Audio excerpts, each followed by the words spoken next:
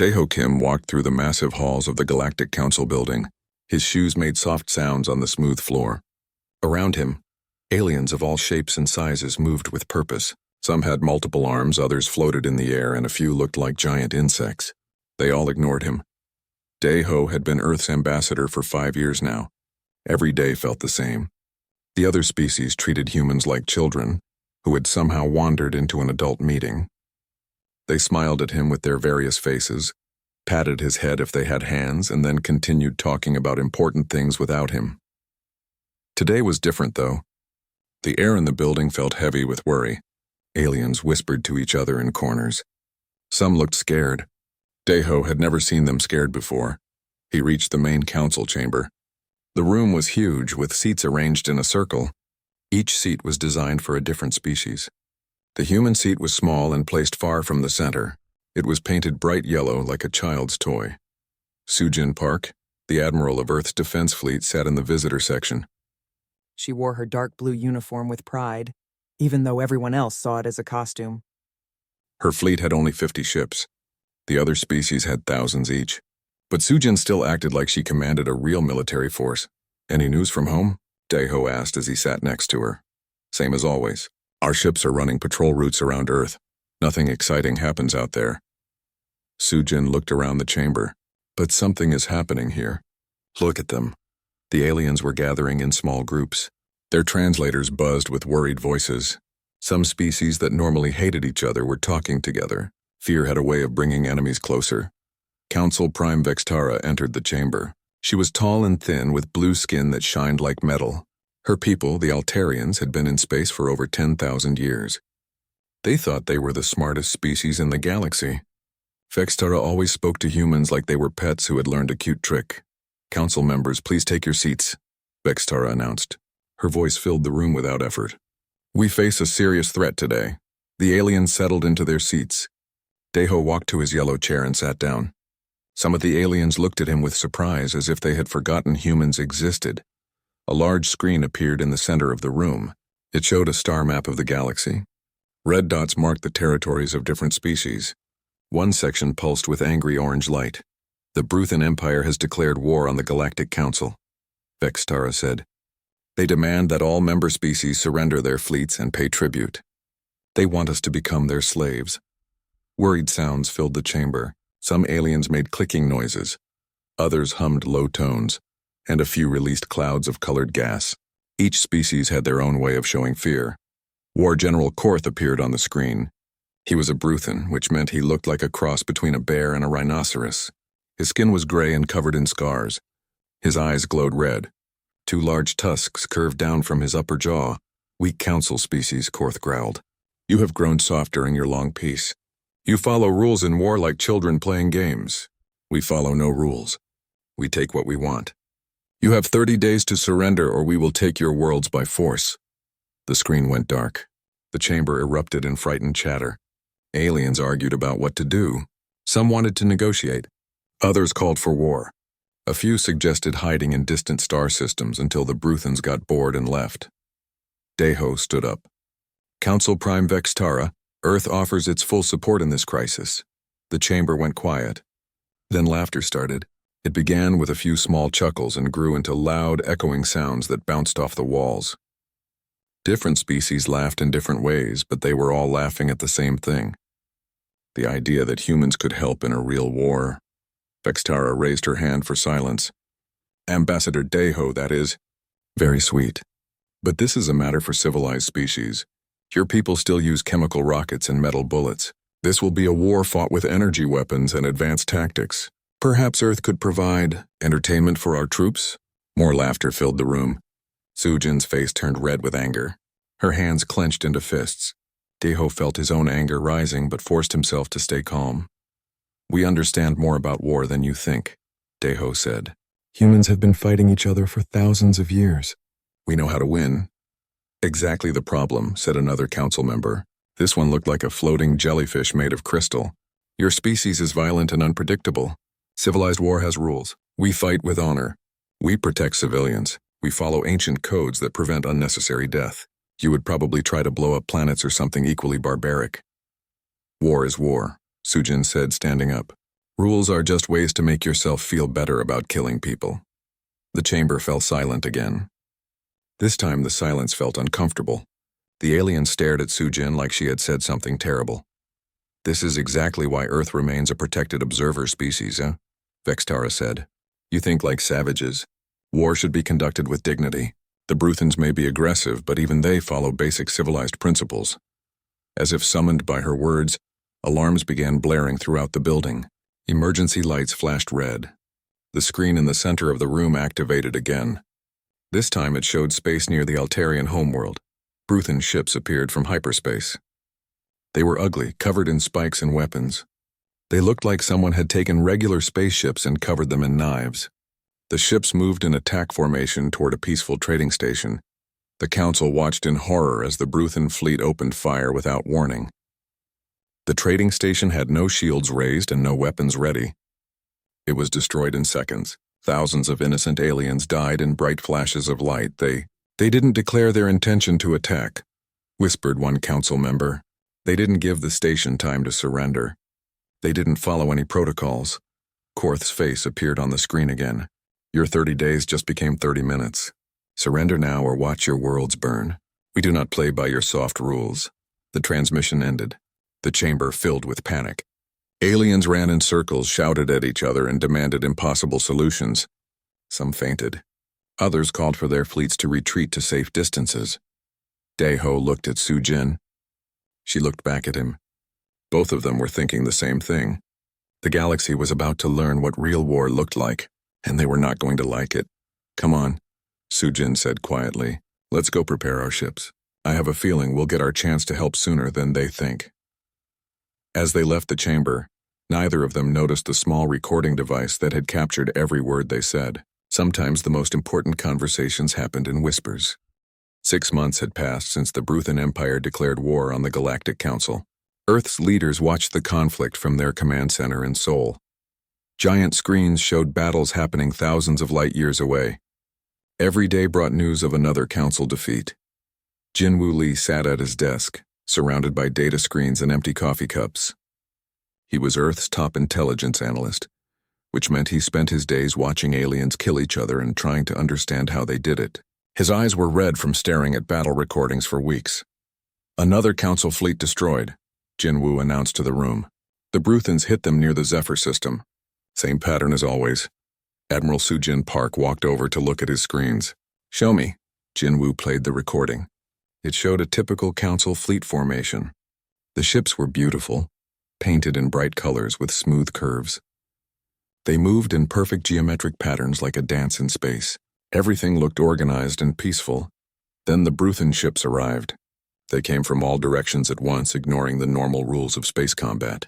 Instead of announcing themselves and allowing time for surrender, they opened fire immediately. Their weapons were crude but powerful. They aimed for engines and life support systems, trying to cause maximum pain. The council commander sent 3 separate requests for honorable combat terms, Jinwoo explained. The Bruthans ignored all of them and kept shooting. Sujin shook her head. "The council still doesn't understand. They think this is some kind of gentleman's game." Across the room, Chief Engineer Ha-Young Choi was working on ship designs. She had spread technical drawings across 3 tables. The paper showed Earth's small fleet of warships, but with strange modifications drawn in red ink. "How are the upgrades coming?" Sujin asked her. "Almost done," Ha-Young said without looking up. "I've been studying Bruthan tactics for months. They use brute force and surprise attacks, but they have weaknesses too." She pointed to one of her drawings. It showed a normal Earth cruiser, but covered in additional armor and weapons. The modifications made the ship look angry and dangerous. "The Bruthans expect enemies to follow rules," Ha-Young continued. "They don't expect anyone to fight dirty. So I'm making our ships fight very dirty." Tae Min Song, the leader of Earth's Marine Corps, joined the conversation. He was a short man with scars on his hands from training accidents. His soldiers were the best fighters Earth had ever produced, but they had never fought aliens before. "My people are ready," Tae Min said. "We've been practicing boarding actions and close combat. If we can get onto their ships, we can cause real damage." "The question is whether we'll get the chance," Sujin replied. "The council still thinks we're too primitive to help." As if summoned by her words, Daeho Kim appeared on the main communication screen. He was calling from the council building. where he spent his days being ignored by alien diplomats. Any change in their attitude? Sujin asked him. Daeho looked tired. Worse than before. They've lost half their territory, but they still refuse our help. Yesterday, Council Prime Vextara told me that human involvement would lower the moral standards of the conflict. While her people are dying, Jinwoo muttered. The Bruthans destroyed another civilian colony today, Daeho continued. 50 million dead. But the council response was to send a formal protest letter. A letter to people who burn planets for fun. In the background of Daeho's transmission, they could hear emergency sirens. The council building was in constant crisis mode now. Every day brought news of fresh disasters. President Bo Rayun entered the command center. She was a small woman with gray hair and sharp eyes. She had led Earth through 3 economic crises and 2 natural disasters. War against aliens was new, but leadership was not. Status report, she said simply. Sujin stood at attention. Our fleet is ready for combat operations. All ships have been upgraded with new weapons and armor. Our Marines are trained for alien environments. Intelligence has identified multiple weaknesses in Bruthan tactics. And the Council's position? They still refuse our assistance. They consider us too violent for civilized warfare. Bora smiled coldly. Too violent. Interesting perspective from people who are losing a war. She walked to the main tactical display. It showed the current state of the galaxy. Red areas marked Bruthan territory, which had grown enormously in 6 months. Blue areas showed Council space, which had shrunk to a few core systems. Jinwoo, give me your analysis of Bruthan strategy, Bora ordered. Jinwoo activated a presentation. They use total war tactics. No rules, no mercy, no negotiations. They attack civilian targets to spread terror. They use biological weapons when conventional ones aren't enough. They take prisoners only to torture them publicly. And the Council's response? They follow ancient warfare protocols. They announce attacks in advance. They avoid civilian targets. They offer surrender terms. They treat prisoners well. Everything the Bruthans ignore. Bora nodded. So the Council is trying to fight a rabid dog with boxing rules. That's a good way to put it, Sujin agreed. What would happen if Earth entered this war? Bora asked. The room went quiet. Everyone had been thinking about this question for months, but nobody had said it out loud. Hai Young spoke first. Our technology is behind theirs, but our tactics are more flexible. We don't follow their rules because we never learned them. Our people have more experience with real warfare, Taemin added. Every human culture has military traditions. We understand how to break enemy morale. We could win, Jinwoo said quietly. Not easily and not without cost. But we could win. Bora looked at each of them in turn. And what would that cost be? The galaxy would fear us, Sujin said. Right now they think we're harmless pets. If they saw us fight a real war, that would change forever. Good, Bora said. Fear is better than being ignored. She turned to address the whole room. Continue preparations. Upgrade every ship, train every soldier, study every battle. When the Council finally asks for our help, we'll be ready to show them what human warfare looks like. As the meeting ended, Jinwoo returned to his desk. He had a new recording to analyze. This one showed the destruction of the Vegan homeworld. 3 billion aliens had died when the Bruthans cracked the planet's crust with seismic bombs. The Council's response had been to file another formal complaint. Jinwoo opened a new file on his computer. He titled it Project Payback and began planning humanity's entry into the Galactic War. The aliens were about to learn that sometimes violence was the only answer to violence, and humans were very good at violence. 9 months into the war, the Galactic Council was dying. Half of their member species had been conquered or destroyed. The beautiful capital ships that once patrolled the galaxy in peaceful formations now lay broken in deep space. Entire star systems had gone dark. Daeho Kim stood in the emergency council chamber. It was much smaller than the grand hall where meetings used to be held. That building had been evacuated when Bruthan forces reached the outer system. Now the council met in an underground bunker, surrounded by thick metal walls and armed guards. Only 6 species still had representatives present. The others were either dead, captured, or had fled to distant galaxies. The remaining aliens looked tired and afraid. Their proud uniforms were wrinkled. Their confident voices had become whispers. Council Prime Vextara sat in a chair that had once been a throne. Her blue skin had lost its shine. Her eyes, which used to look down on humans with amusement, now darted around the room like a trapped animal searching for escape. "We have lost the Centauri colonies," reported the jellyfish-like Aquarian representative. 40 billion souls. The Bruthans used some kind of acid weapon that dissolved the planetary shields. The Rigel shipyards are gone too," added a bird-like avian delegate. "Our last major construction facility. Without it, we cannot replace our losses." Vex Tara stood up slowly. Her legs shook with exhaustion. "How many ships do we have left?" "Across all member species? Perhaps 300 combat vessels," the Aquarian replied. "The Bruthans have over 2,000. Silence filled the bunker. 300 ships against 2,000.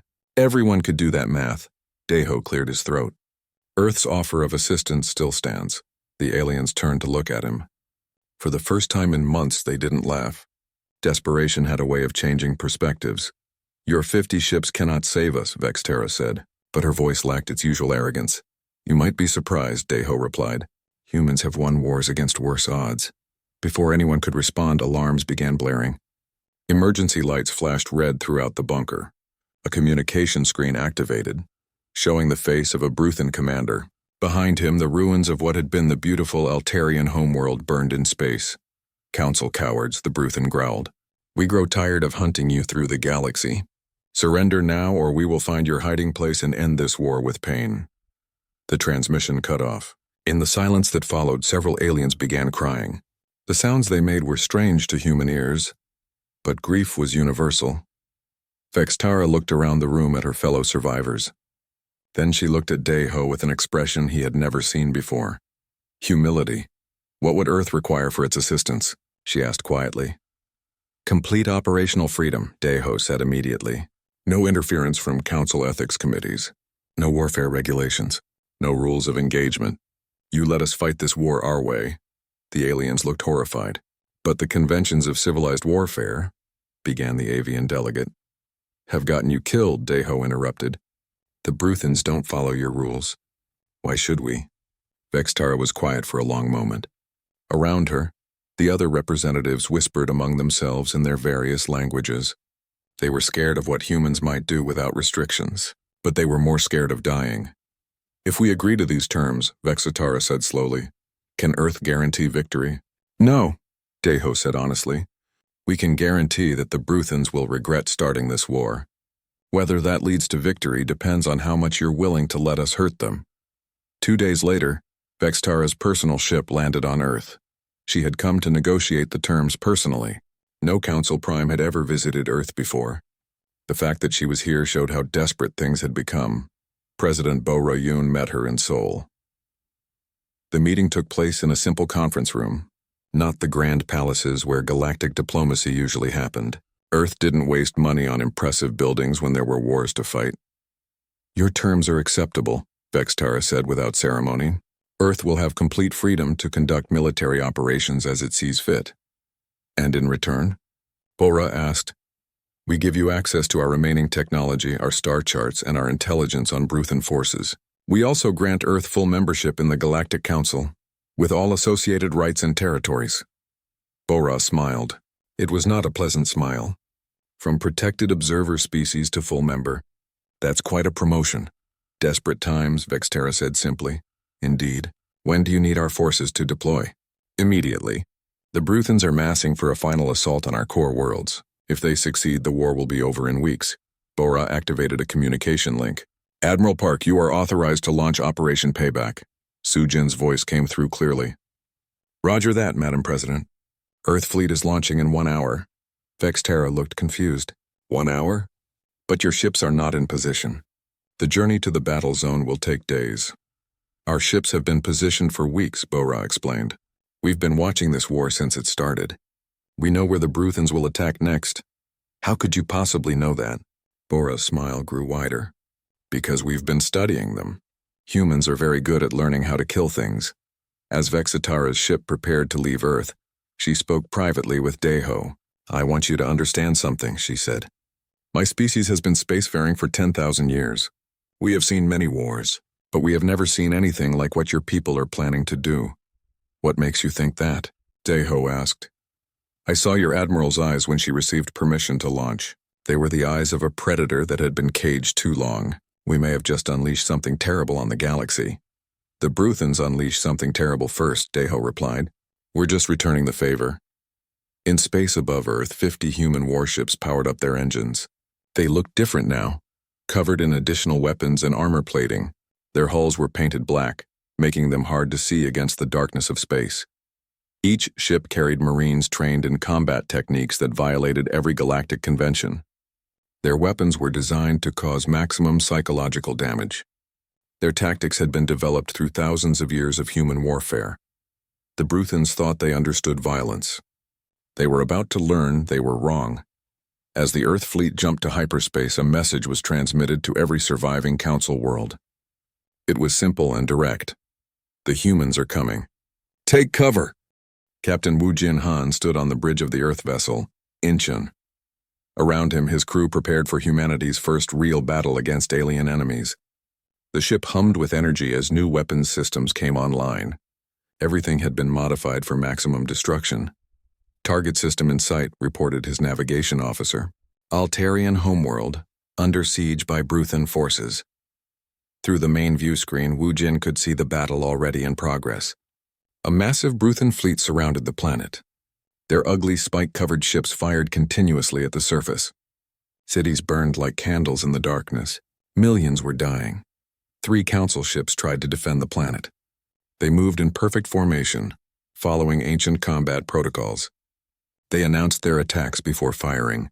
They aimed only at enemy weapons, trying to disable rather than destroy. They were losing badly. Orders from Admiral Park, his communications officer, announced. All ships are to engage freely. No rules, no mercy, no survivors. Wu Jin felt his heart rate increase. After months of preparation, it was finally time to show the galaxy what humans could do. Signal the fleet, he ordered. Begin Operation Nightmare. The 50 Earth ships dropped out of hyperspace in complete silence. They had positioned themselves throughout the system, not in the neat formations that aliens expected. Some appeared behind the Bruthan fleet. Others came from above and below. A few materialized inside the planet's gravity well, violating every safety protocol in galactic history. The Bruthans were caught completely off guard. They had sensors watching for enemy fleets, but the human ships were coated with materials that absorbed scanner waves. Earth had learned stealth technology by studying how submarines hid underwater. Broadcasting surrender demands, reported the Bruthan fleet commander to his subordinates. The new arrivals will comply or be destroyed. No surrender demands came. Instead, the human ships opened fire without warning. The weapons they used horrified both sides of the conflict. Instead of clean energy beams that disabled ships politely, the humans fired massive metal slugs at incredible speeds. The projectiles punched through Bruthan armor like bullets through paper. Ships that took direct hits simply exploded into clouds of debris. What are they firing? Screamed a Bruthan gunner as his ship's hull cracked open. Kinetic weapons, his captain replied in shock. Solid metal accelerated to relativistic speeds. Barbaric. But the kinetic bombardment was just the beginning. As Bruthan ships tried to respond, they discovered that the human vessels were broadcasting on all frequencies. The transmissions were not surrender demands or battle challenges. They were sounds no civilized species had ever used in warfare. Human war cries echoed across space.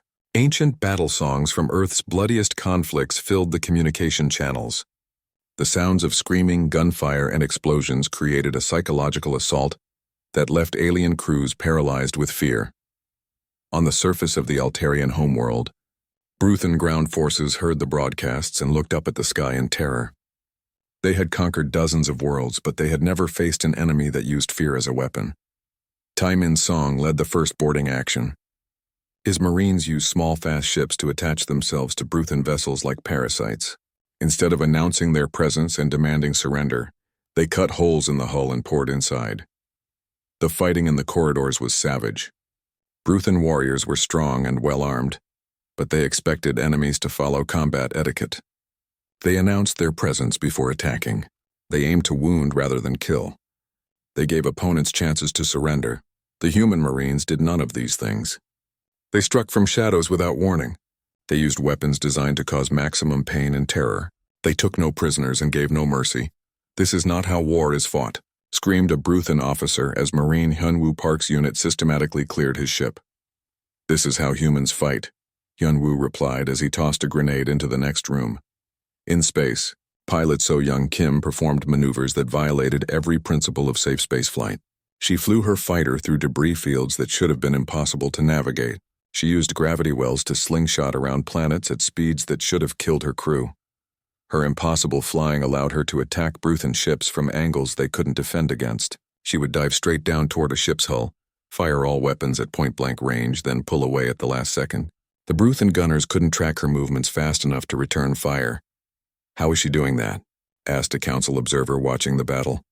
"Human pilots train differently," Admiral Soo-jin Park explained over the communication link. "They learn to push their ships beyond safe limits. They accept risks that other species consider suicidal." The turning point came when demolitions expert Min-ho Lee reached the Bruthan command ship. Instead of trying to capture it for intelligence purposes, he had a simpler plan.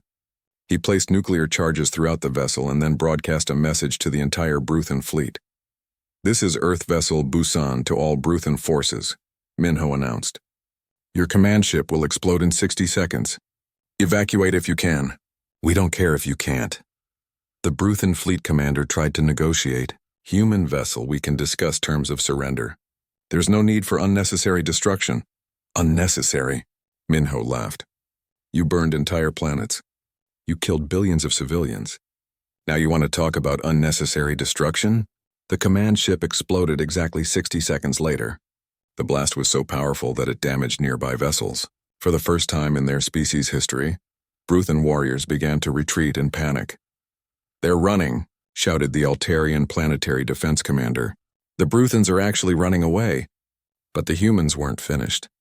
As the Bruthan fleet tried to escape, Captain Woo Jin received new orders from Earth Command. The message was simple: no survivors. Make them afraid. The human ships pursued the fleeing Bruthans through hyperspace. They hunted them across 3 star systems, destroying every vessel they could catch.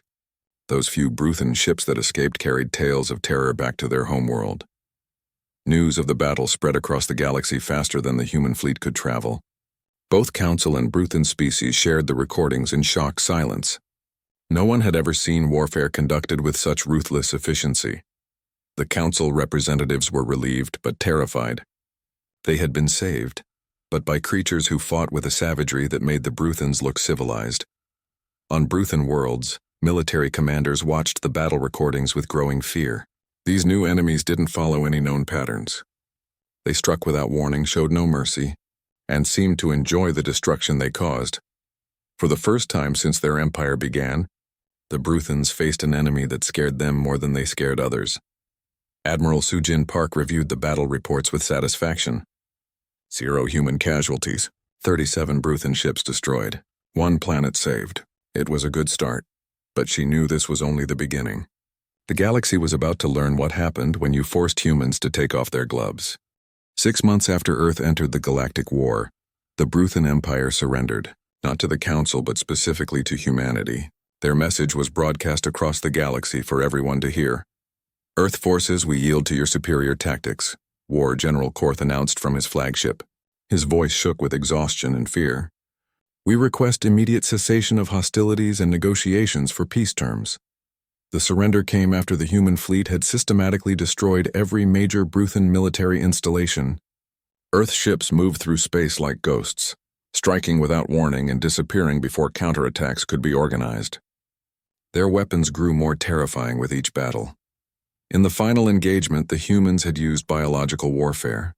They released modified Earth viruses that targeted Bruthan physiology specifically. The diseases didn't kill immediately.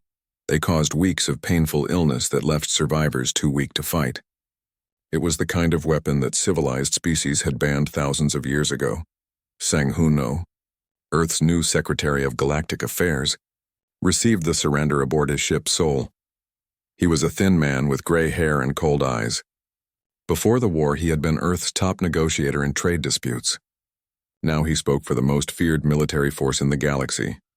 "Surrender accepted," Sang-hoon replied simply. "Withdraw all forces to your home system. Dismantle your military shipyards. Release all prisoners. We will send inspectors to ensure compliance." "And if we refuse any of these terms?" Korth asked. Sang-hoon smiled. It was not a pleasant expression. Then we will demonstrate why biological weapons were the merciful option. The surrender should have been cause for celebration throughout Council space. The war was over. The Bruthans were defeated. Billions of lives had been saved. Instead, the galaxy trembled with fear. The problem was what humanity had done to win. In 6 months of combat, Earth forces had violated every convention of civilized warfare. They used weapons that caused unnecessary suffering. They targeted civilian infrastructure. They took no prisoners and gave no quarter.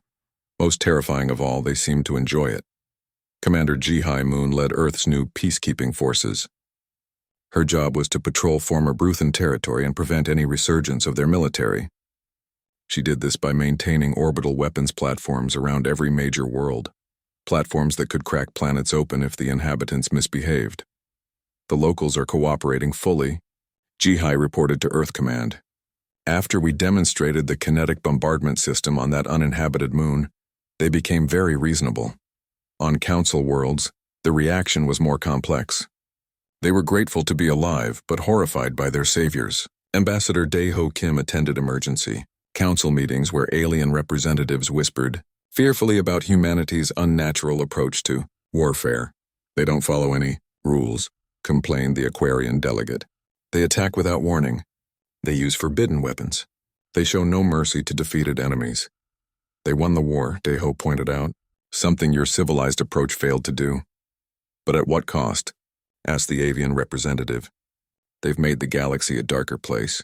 Before humans arrived, even the Bruthans followed basic principles of honorable combat. Dae-Ho looked around the council chamber. It was the same room where aliens had laughed at Earth's offer to help.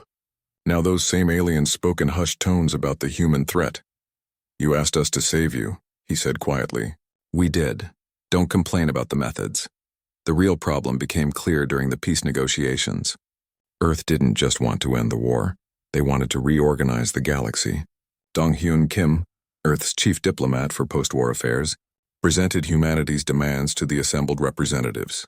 First, the Galactic Council will be restructured with Earth as the primary security authority, Dong-Hyun announced. Second, all member species will contribute ships and personnel to a unified defense force under human command. Third, any future conflicts will be resolved according to human military doctrine. The aliens looked horrified. You want to militarize the entire galaxy, Vextara said. That goes against everything we've built over thousands of years. What you built, Dong-Hyun replied, nearly got you exterminated. Human military doctrine kept you alive. Your military doctrine is barbaric. Your military doctrine is extinct. The negotiations continued for weeks. Earth made small concessions on civilian governance and trade policies, but remained firm on military matters. The message was clear. Humans would control how wars were fought in the galaxy, or there might not be a galaxy left to fight over. The breaking point came when several species tried to form an alliance against Earth. They met in secret, planning to combine their remaining fleets and demand that humans withdraw from galactic affairs. Earth intelligence discovered the plot within hours. The response was swift and terrifying. Human ships appeared simultaneously over every world involved in the conspiracy. No shots were fired, but the message was unmistakable. Earth could strike anywhere, anytime, without warning. President Bo-Ra-Yoon addressed the galaxy directly. Her image appeared on every communication screen in Council space. Some of you seem to have forgotten recent history, she said calmly. You were dying. We saved you. The price of that salvation is accepting that humanity now has a say in galactic affairs. But we never agreed to live under human military rule, protested one of the conspiracy leaders. You agreed when you begged us to save your lives, Bo-Ra replied.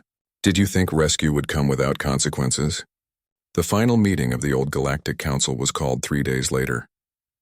Representatives from every surviving species attended, along with former Bruthan officials who had been allowed to participate as observers.